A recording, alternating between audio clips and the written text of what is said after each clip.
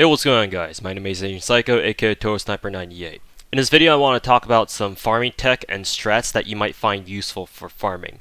I know that most people don't like farming, but then again, that applies to pretty much anybody or any player base for any mobile game, and it's something you have to do at some point anyway if you care at all about your account. So might as well try to make it easier and more efficient for you so that you don't have to deal with it as much, or at least deal with it a bit better. This is yet another video that I've had on the back burner, and one I initially wanted to make right after Neurofest, but I ended up making the whole friend point video instead, which took up most of my time then. But now that we'll have Christmas 2 rerun tonight, or tonight as in when this video goes up, hopefully, and Christmas 3 next month-ish, maybe even at the end of the month depending on how things go, I think this is a good time to finally make this video. Farming can be split up into two parts, technical and mental, and we'll talk about the technical stuff first. The ways in which your farming teams are set up are important because if structured properly, they help you develop easy muscle memory for the nodes that you need to farm, and thus make farming more efficient and fluid. The simplest way to structure your team for farming is by MP order, from left to right. This is my Magatama farming team with Bunyan leadoff, Helena Archer mid, and Ishtar anchor. It's a simple concept, just line up your servants in the order in which you'll be using their MPs so that their positions correspond to the wave on which they're supposed to be using their MPs. Of course, if you want to swap your team order around and go from left to right, if that's what you're more comfortable with somehow, go for it. But as you can tell by this screen, there's a whole lot of K-scope involved, and I'm aware that not everyone is fucking drowning in scopes. Realistically, most of you are going to have to farm with a support waiver, either as part of the party itself or as a plug suit support. In which case, my general rule of thumb with using waiver is to have him in a position where it's easy to use his skills, which I'll be mentioning again later in the video. The one downside of using waiver is that in order to make use of his 50% charge, you need to use all of his skills, which takes a bit of time and can get pretty annoying if you're farming for a long time. So if you're using waiver as part of your front line, put him where it's easiest for you physically to use his skills. Since I'm right-handed, the natural place for me to put him is to have him on the right, because that way my right hand goes over my device, whether it's my tablet or my phone, and I can get started using his skills right away. If you're left-handed, on the other hand, invert it so that waiver is on the left side. The key difference between these two positions is that waiver's first skill is targetable, so when you use it, the game will pull up another window for you to choose who you want to use that skill on. The same concept exists with plug suiting. Ideally for farming, you want to avoid using plug because swapping takes a long time, especially if you're playing on an old phone that can't handle the game as well, but that doesn't change the facts that plug suiting is a powerful tool and that it opens up a lot of possibilities for free-to-plays in regards to farming, so people are going to use it a lot no matter what. So if you do need to use plug suit, have the servants you'll be plugging in and out next to each other in the middle of the team formation. If you do this, once you enter a quest and you need to use your swap, the two servants you want to swap in and out are right next to each other on the swap screen, which makes them very easy to select quickly and confirm. The same applies with your Mystic Code skills if you're using MCs other than plug suit. Since the MC skills are on the right and you can't change which side they're on, ideally you want to have the servant who you want to use an MC skill on the right so that it's easy to give them that skill. Sometimes this can conflict with how your team is positioned, depending on how your buff order goes, and that may mean that you need to use it on your mid servant or even your lead-off servant, God forbid. So be ready to adapt wherever you need to, since you should prioritize efficient servant and servant skill positioning over MC skills, since you're going to be using servant skills more often than your MC ones, with the one exception maybe being plug suit swap. We've covered the technical aspects of farming, the few of them that there are. Now let's discuss the mental aspects of it.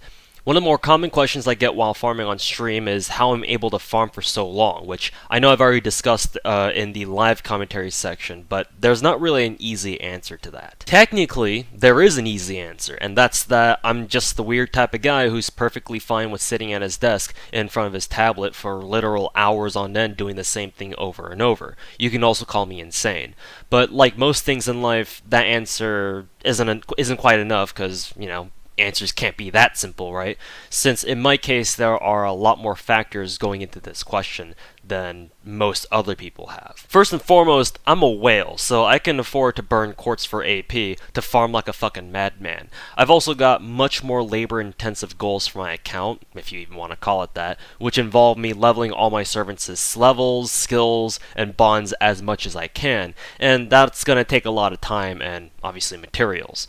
Factors like this also go into my personal ability to farm for a long time, which might not be things that, most other people have, like like I said. But despite this, people do need to farm to grow their accounts regardless of what their motivations are. So at the end of the day, it doesn't really matter whether or not you're good at farming for a long time. It's just a matter of whether or not you're going to do it and how much if you are. Your servants level up by eating embers, not by eating your complaints and your whining, as Shinji would know. If you decide to farm but don't like doing it because it's tedious as hell, which is understandable, my advice has always been to do something at the same time that'll alleviate that tediousness.